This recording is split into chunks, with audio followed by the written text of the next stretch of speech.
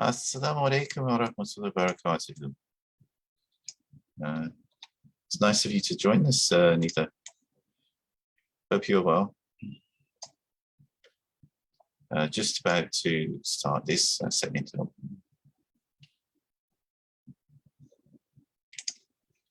Alhamdulillah.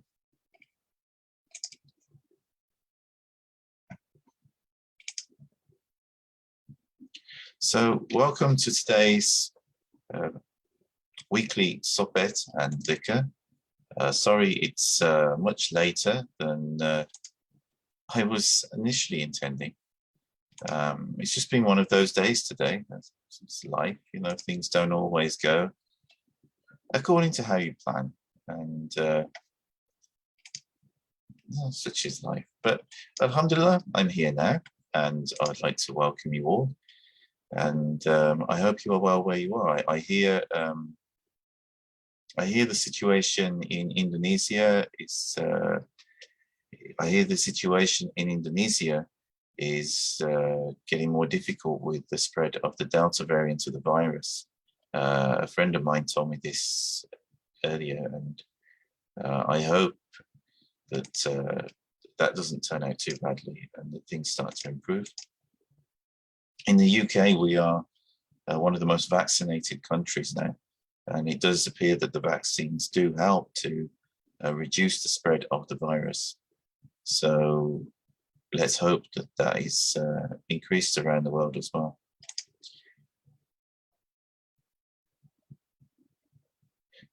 Today, I also received some sad news from another friend of mine in Indonesia. A Khoirul Anam of NU Online has sadly passed away. Inna lillahi wa inna ilayhi raji'un. May Allah grant him forgiveness for any shortcomings and grant him Jannat-ul-Firdaus and grant patience and steadfastness to his family and friends and to the NU family. Allahumma salli ala Sayyidina Muhammadin wa barik wa salim. Al-Fatihah bismillahir-rahmanir-rahim. Alhamdulillahi rabbil alamin arrahmanir rahim maliki yawmiddin iyyaka na'budu wa iyyaka nasta'in ihdinas siratal mustaqim siratal ladzina an'amta 'alaihim ghayril maghdubi 'alaihim. My condolences to all the family and friends of A Khoirul and to NU Online. And it's very sad. Over the past year, we've lost a lot of people, a lot of family, a lot of friends. Some through COVID, some through, you know, other illnesses, and it is very sad and it's difficult. And all of this is a reminder that we are always only one step away from our graves. I was listening to a talk by Maulana Sheikh Hisham Kabani only yesterday. And this was a talk that Maulana Sheikh Hisham gave a few years ago. And during his discussion, Maulana Sheikh Hisham mentioned how when he was a young man, that he questioned about this. And he wondered when he was studying what it is all for. So he's studying at university and he was wondering, what is it all for? It's like he didn't have the taste for him, he mentioned. Because he realized at that particular point in his life that we are only one step away from our grave at any point in our life. And Maulana Sheikh Hisham was reflecting on this, and that, alhamdulillah, he was studying at university, which is a good thing. But although he was studying at university, he was wondering what he was preparing for his ultimate departure. This question kept haunting him as to what he's here for, what is it all for? And this really resonated with me, because that was exactly the same question that bothered me when I was about 18 and I was at university.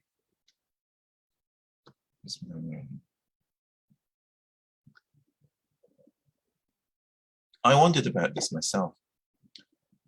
I was there also trying to study, perhaps a little less successfully than Maulana Sheikh Hisham. And I couldn't focus on my studies at that particular time because it bothered me. What am I doing? What is all this for? And so that's why I started researching in a completely different area. I mean, I went to university to study environmental science, ecology. It was quite different to what I've ended up going into.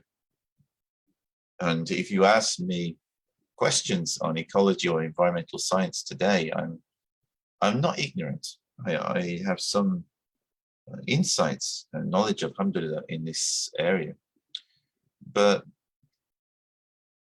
if you ask me questions about religions and spirituality in philosophy, I'd probably be able to answer better than this subject that I went to university to study. Which also is an interesting thing, because whatever we study at school and at university, whatever we focus on there, as we get older, and if we carry on our studies and research in different areas, whether in formal education or just in our own time, then it might not reflect later on what we understand and what we know and what insights that we have, or our interests, or even our best sets of skills. I mean, this can change during our lives. But yes, this was exactly the same thing that I used to question about, and it really used to bother me. And that's why I started visiting places of worship. That's why I started reading or tried to read the Bible, and also the Bhagavad Gita and the Holy Quran.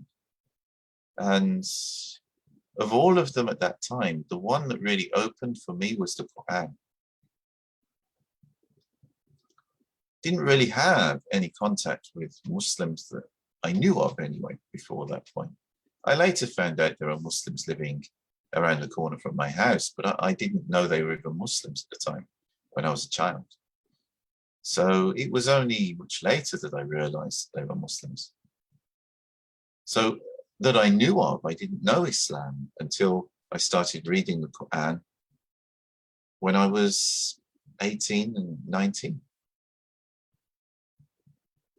And this book really had an impact upon me. And during those moments when I was looking for answers and looking for support, I would look in the Bible and I would look in the Bhagavad Gita and I'd try to read them. But at that particular point in my life, neither of them was open for me. But the Holy Quran was open for me. And whenever I opened the Quran, I would read something which made me think. It inspired me, and it was food for my soul. Though at the time, the way Islam was presented to me was completely different from what I was reading in the Quran. So it was tough, and that's why I didn't embrace Islam for another couple of years. But it was this particular point in my life when I was questioning, what am I here for? I'm only a few steps away from my grave. I don't know how long I will live. Oh, alaikum, salam. Welcome. Hope you're well. And I didn't know what was the answers to this. When I was at school, I was taught science, and I did very well in science. I still have a fairly good understanding of the sciences, alhamdulillah. But they didn't answer my questions.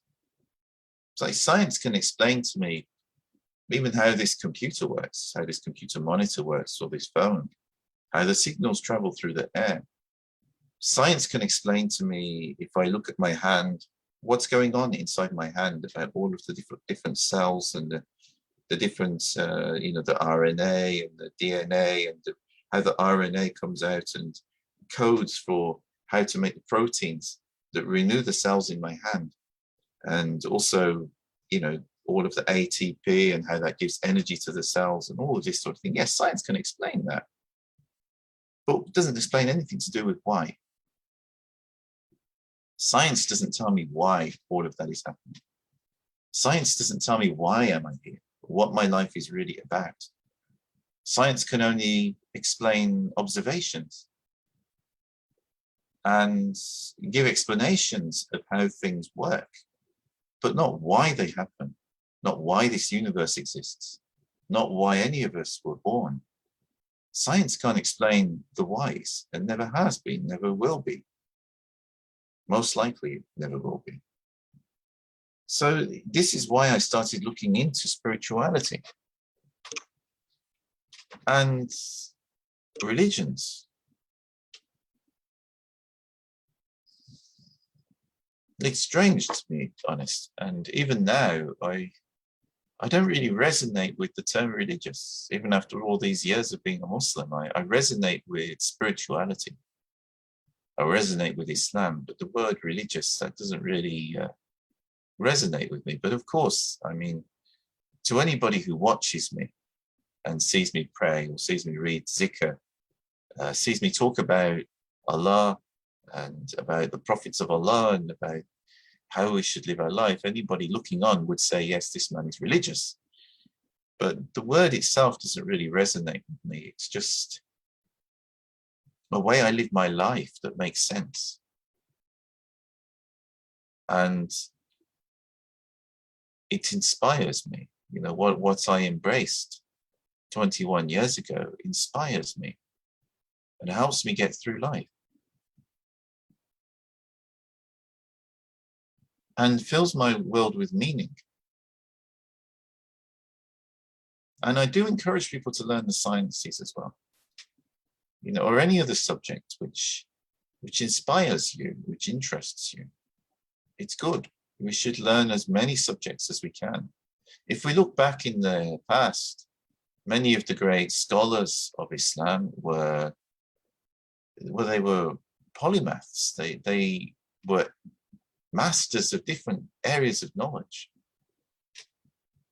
You look at Ibn Khaldun, who wrote the Muqaddimah.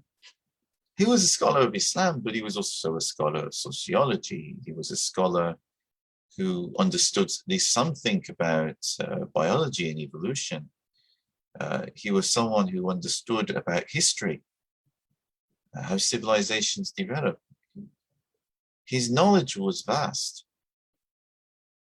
and covered many different subjects.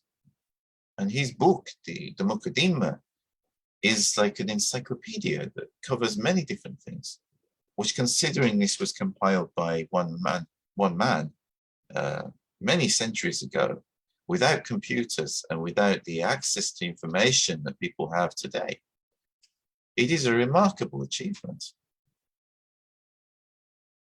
And of course, Ibn Khaldun was but one of many scholars. There's Ibn Sina. Ibn Sina was, or Avicenna as he's called in the West, was a scholar of not just Islam, but he was a scholar of medicine. And then you've got Averroes. Averroes, whose real name was Ibn Rushd, who wrote about philosophy and laid down the philosophical underpinnings of the systems of government that we have in Europe, Britain, America, and all democratic countries around the world, which grant independence between government and religion. And that they don't let one religion dominate over all of the others. This was Ibn Rushd's idea, that no religion should dominate over all of the other religions, that people have a right to be able to practice their faith, whether they are Muslims or Christians or Jews, but that should be protected, but they should not be Not one of them should be dominating over all of the others. And this is actually good for religions as well, because when religion tends to dominate, when one particular branch of religion tends to dominate over all of the others, there is a tendency for tyranny to enter into that situation and tyrannize the other religions. And it doesn't matter whether that seat of dominance is given to Christians or Muslims or Hindus or any religion. You look in Myanmar, where it was given to Buddhists. Buddhists usually are the most peaceful people on the face of the earth, but in Myanmar, where they were given the seat of dominance over all of the religions, they went on to persecute Muslims and do things which I'm sure, the Buddha would shudder to see, because they are so far from the Buddha's teachings. They're crimes. They're crimes against humanity. They're crimes against Buddhism. Never mind any other religion or group of people.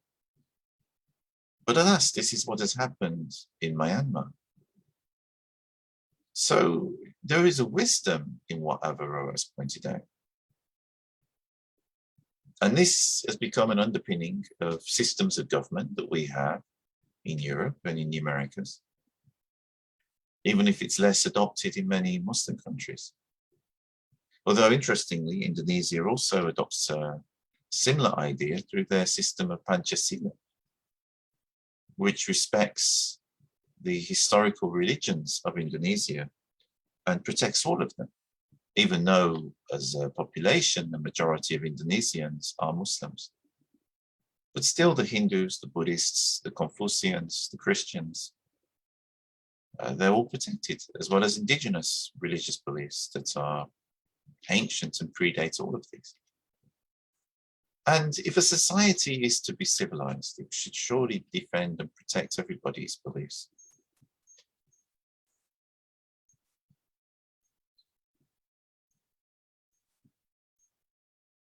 But whichever beliefs we have, we do come back to this question of, well, what are we here for? What is our life about? I mean, what does the Quran say on this? The Quran says that we're here to do ibadah of Allah. Ibadah now, it's often translated in English as worship. But ibadah covers so many different things. Any good deed is ibadah. Even going to work and supporting your family. If you do it with Bismillah and for the sake of Allah, it's ibadah. Even drinking a glass of water, if I go Bismillah ar-Rahman ar-Rahim, this becomes an act of ibadah, an act of worship, which is different to the concept of worship found in some of the religions, where worship is very formal and restricted to particular services. And they wouldn't necessarily regard everyday activities as being acts of worship. But within Islam, any good deed, any pure deed, anything which is beneficial to even ourselves or society or to our families, to our communities, even to nature, any one of these activities, if we do it with the remembrance of Allah, with a good intention in our heart, they become acts of ibadah. If you pick up the litter in your street,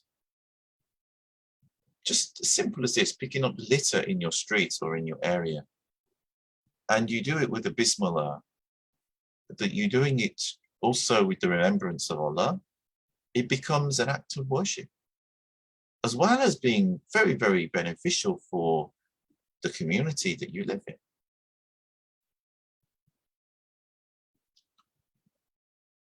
A lot of people forget these simple things today. And I've always found it beautiful that within Islam, Islam raises everyday activities to acts of worship. Whereas in the world today, we have a tendency for beautiful things, are reduced to just no value. They are made mundane. That's the word I'm looking for. Even the union between a husband and a wife, or between lovers, which should be something that has deep, profound meaning and value, is reduced today to just pleasure seeking. Alaikum, Salam, alaikum. I mean, within Islam, when a husband and wife are together, this is also an act of ibadah. It is beautiful. It is a very, very beautiful way of approaching life. And good things within Islam are made holy. And they're given profound meaning. But today, within global society, even this beautiful union between a husband and a wife is made mundane. It's made not just between a husband and a wife, but between whoever wants to spend time together. It's cheapened, it's made cheap. And it becomes something which people feel guilty and feel regret about if they spend time with someone when they're not really appreciated. And that other person, whether that other person is the man or the woman, or, that other person just used them to get some pleasure for themselves, and then afterwards they drop them and go to someone else they fancy. And this becomes really hurtful and painful to deal with. That this act, which is the most beautiful thing that any human being can give to another human being, to spend that intimate time together, becomes cheapened and becomes an act of exploitation. And today, sadly, this has become the norm. And then we wonder why we have all sorts of problems within our societies, where people wonder why they are here. What's this all for? Where's the meaning in life? Life becomes painful to experience. Well, where does this come from? If we cheapen life,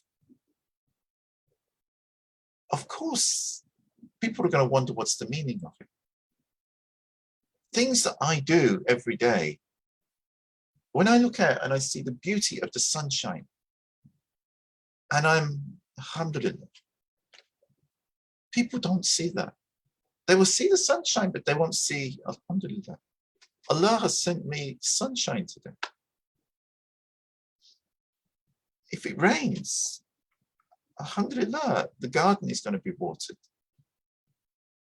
Yes, it's a bit irritating if the rain goes on for a long time, but alhamdulillah, it's watering the life so that the trees will grow well, my garden will grow well, the ponds will be filled, and there'll be life there, there'll be ducks, there'll be fish.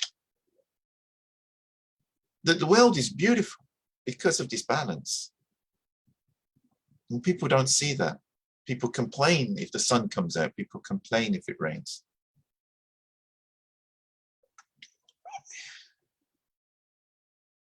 If you wake up in the morning, alhamdulillah, Allah has granted me life today. Another day to think about Allah, to try to do something good in the world, to make a benefit to other people.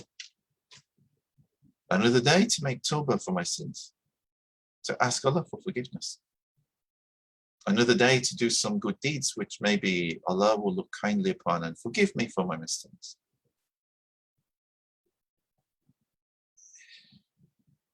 But how many people do this? Even among Muslims today. This is part of our deen. It is so integral a part of our deen to just appreciate life, to see the beauty in life, to realize Allah is good and Allah is sending good. Allah is always sending good to us.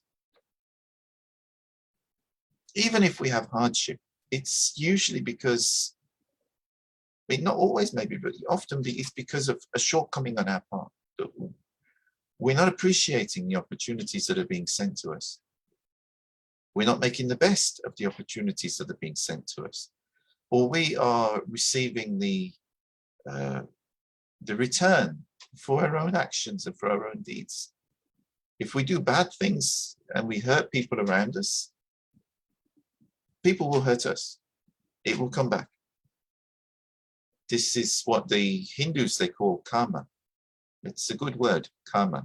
I like this word. I'm not a Hindu, but I like the word. The concept is good. We say it in English, what goes around comes around. It's in the Bible as well. We reap what we sow. In other words, you sow. Sow is when you put seeds in the ground. If you sow the wheat or you sow the rice, and then you look after it, then you will grant a harvest of wheat or a harvest of rice. You will have food. If you don't sow wheat or rice, you won't reap any. There's nothing you've done. You're not going to get any benefit for your work because you haven't done the work. All you will have is a field of thistles. So this is an important concept as well, that we need to understand that what we do in our lives, we will get something that will return to us from that. If we go about our lives with a good niyat, a good intention in our heart, and try to be a good person, try to do what is right, try not to hurt anyone, then good will come back to us.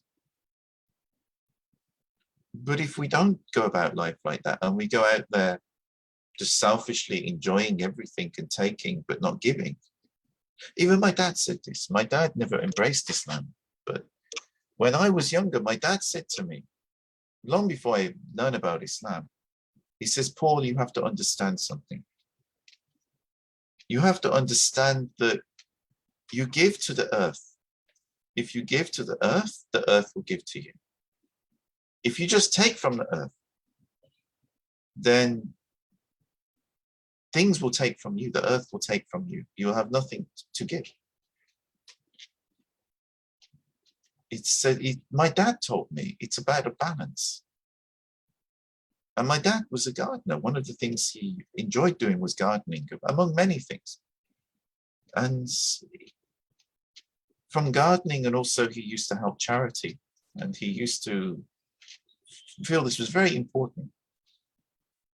He didn't get this from Islam. Allah sent this inspiration to his heart. And my dad used to do a lot of charitable work in the community, which he received no benefit from, except spiritually. But no financial benefits at all. He just did it because it was the right thing to do. And my dad believed in this. And he told me when I was a boy, he says, Paul, you get what you put into this world. If you put good into this world, you will get good come back to you. If you put bad into this world, you will get bad come back to you.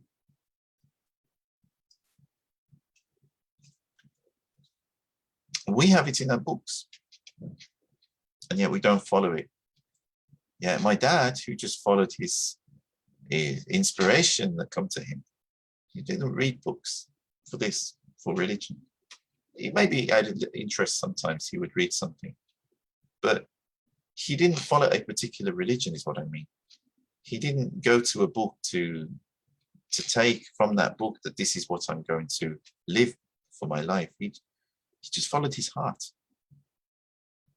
And my dad's heart told him, you must give, not just take.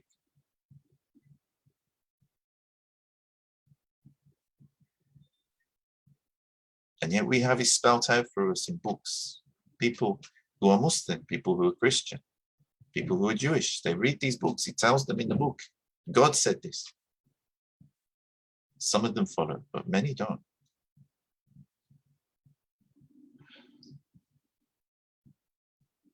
And we're all guilty of not following at some point.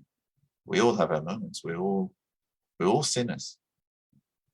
We all make mistakes. And people ask me why we pray. Well, I say this is the reason we pray. None of us are perfect. We all make mistakes. We have to ask Allah for forgiveness and reset our relationship with Allah, which is what we get when we pray Salah. Allah doesn't need our Salah. Do you think if you never read a Salah, you would take anything from Allah? No, Allah is the source of everything. Allah just create more. But it's us. We're the ones who need the Salah. We're the ones who need the Dhikr. We're the ones who need the Salawat. Because when we do these things, it purifies us of that darkness which clouds our heart, so that the light can enter our heart. And when the light of Allah enters our heart, the light illuminates us from within. And if our hearts are good, everything that follows from that, because if our hearts are good, our intentions will be good. If our intentions are good, everything that follows from that, even if we make some small mistake, it will still be good. But if we start off with bad intentions, if we start off with just darkness in our hearts and no light, how can we do good? Most important thing is to check our intentions and to try to clean our hearts.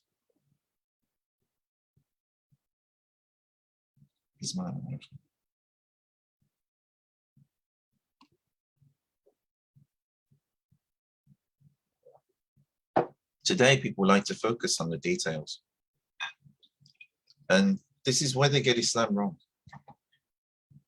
Oh, that sister, you know the way she put her hijab? It's showing a bit of hair here.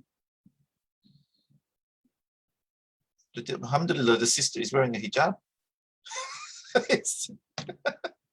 Are you complaining? Or even a sister, she's not wearing hijab. She's dressed in clothes. She's dressed in modest clothes. She's not walking around in a bikini. But astaghfirullah, look, what's going on out here? Look. And this is the sort of things we hear. Brother, he shaved his beard. You know, what kind of Muslim is a shaved beard? People they've reduced Islam to this.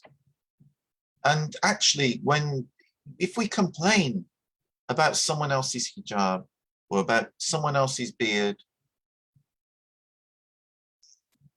it shows, if we make this complaint, that our hearts are bad.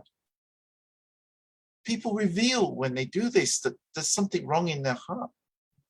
Do I care if someone's hijab is a bit out of place? Does it bother me? Does it bother me if a brother has shaved or if he's grown a long beard? It's his business. It's between him and Allah. It's nothing to do with me. Why am I commenting on that? Yes, people's priorities are completely wrong. And these are the very people, they try to claim, we know that deen better than everybody else. We have knowledge of Islam. What knowledge? What knowledge? You don't even know how to behave yourself. What knowledge you have? They're the very people who will criticize me for doing this dhikr, for reading salawat. Maybe my pronunciation is not perfect because I'm an Englishman and I've never perfected Arabic. Language is just not my gift. And they will complain about this. But they're not looking at themselves. There is actually a beautiful saying I like, which is in the New Testament of the Bible. It's something that apparently Isa alayhi salam, Jesus, peace be upon him, said. He says, before you try to take the speck, you know, like a little bit of dust out of your brother's eye, remove the plank from in front of your own eye. In other words, when you look at the speck, the small little issue that your brother or sister has, or any other person, you know, and you're complaining about that, it's like you're blind. And it's true. We're blind to reality if we do that. There is actually a traditional spiritual practice that many Sufis follow. And not just Sufis, I think Buddhists also do this, and some other people, they're deep with their spirituality. It's to look in the mirror. Not to look in the mirror like, well, mashallah, I'm so handsome, I'm so beautiful. No, you can do that as well, I suppose, if you want, but it's not for that reason. It's to look in the mirror and look inside yourself. Look inside your soul. Don't let me do it. Don't let anybody else. Just you look in the mirror and look at who you are as a person. Reflect on who you are and do this regularly. You don't have to tell anybody. It's between you and Allah. But it's a helpful practice because it enables us to introspect. It enables us to look inside ourselves and to see what's wrong so that we can work upon ourselves. And over time, those character defects that we all have, that we can work to resolve them and reduce them. And this is actually a big secret of how to become a better person. We have to look inside ourselves. When the Quran discusses kufr, it doesn't mean we go around and say, look at him, he's kafir. Well, look at them. They're munafiqeen. It's not for this reason. If we do that, we have the most terrible adab and akhlaq in the world. We're not following our own religion if we behave like that. If someone comes to us and we see something wrong, we should give them the benefit of the doubt. We should actually pray that Allah forgives them. If it bothers us enough, we should pray, Allah, forgive them. Help them to overcome their weaknesses. Because when you pray for the other person, is also Allah will look more kindly on you. And say, mashallah, this person, he loves my creation and wants the best for my other creations. So Allah will make things easier for you and help you to overcome your own difficulties. If you go around cursing other people, even if you do not have the same sin as them, maybe Allah will make it so that you start doing the very same sin that they are doing. You will lose Allah's protection. So you will end up doing the very things you are complaining about. Or maybe something worse. So that you realize your mistake and that you can then begin the process of correcting yourself. But why go through that process? Allah has given us a brain to think. So we should use it in a good way to avoid going down the most painful path. Otherwise, we're not using the abilities which Allah has given us. Even people who are atheists, some of them, they think about these things, not from a religious perspective, but they realize that if people behave well towards each other, it's good for them too, because the society is a nice place to live in. But if people behave badly towards each other, it's not nice for them. So from this perspective, they actually behave well towards other people because they know it's good for them too. It benefits the whole society. There are even atheists who work this out. Yeah, our deen teaches us this and we ignore it. Or lots of people do. Anyway, enough chatting. May Allah forgive me any mistake in what I have said today.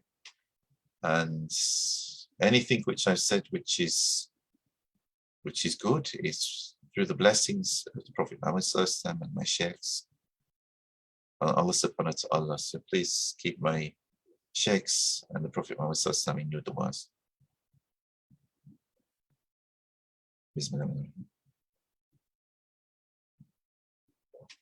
And let's not forget the importance of good parenting as well. I would not be the person I am today without my parents. They taught me how to be a good person long before I encountered Islam. And for that, I am always in their debt. May Allah ensure that I can pass on something of the same kind to my own children. Inshallah. And just as I was saying before, we check our intentions. So before I read the dhikr, we check our intentions. I mean, this can be as simple as looking in your heart and just checking that you're doing what you're doing purely for the pleasure of God. But I read a little formula because this is how traditionally I've been taught. نويت العبين نويت الأسنى نويت القوة نويت الاعتكاف نويت السلوك نويت الريادة لله تعالى بهدى جميع. I intend to perform the 40 days of retreat. I intend to retreat in isolation. I intend to retreat in solitude. I intend to perform the retreat. I intend to follow the path. I intend to perform the spiritual practices for Allah, the highest, in this place of worship. Worship your Lord until He grants us certainty. O Allah, make this our endeavor easy for us and grant us success in that which you love and which pleases you. Make us to be followers of your most noble Sharia and your beloved and chosen Prophet Sallallahu Alaihi Wasallam. Ameen. Peace be upon all emissaries, especially the master of emissaries, Muhammad Sallallahu Alaihi Wasallam, the Lord of the worlds. We begin with the declaration of faith within Islam, Qalam al-Shahada. Bismillahirrahmanirrahim. Ashhadu an la ilaha illallah wa ashhadu anna Muhammadan abduhu wa rasuluhu. Salam. Ashhadu an la ilaha illallah wa ashhadu anna Muhammadan abduhu wa rasuluhu. Salam. أشهد أن لا إله إلا الله وأشهد أن محمدا عبده ورسوله. We seek Allah's forgiveness through the recitation of Astaghfirullah. Astaghfirullah, astaghfirullah, astaghfirullah, astaghfirullah, astaghfirullah, astaghfirullah, astaghfirullah, astaghfirullah, astaghfirullah, astaghfirullah, astaghfirullah, astaghfirullah, astaghfirullah, astaghfirullah, astaghfirullah, astaghfirullah. Astaghfirullah, astaghfirullah, astaghfirullah, astaghfirullah, astaghfirullah, astaghfirullah, astaghfirullah, astaghfirullah, astaghfirullah, astaghfirullah. Astaghfirullah al-azim alladhi la ilaha illa huwa al-hayyul qayyum wa atubu ilayh. Innahu huwa at-tawwabur rahim. يا مسبب الأسباب يا مفاتيح أبواب يا مقلب القلوب والأبصار يا دلائل المتخير يا غاية مستخية يا حي يا قيوم يا ذو الجلال والإكرام وفريد أمري الله إن الله بصير بالعباد. Rabbi Tashrifa, direct your heart to the heart of your Sheikh.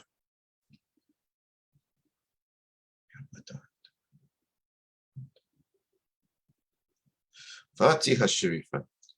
أعوذ بالله من الشيطان الرجيم. بسم الله الرحمن الرحيم.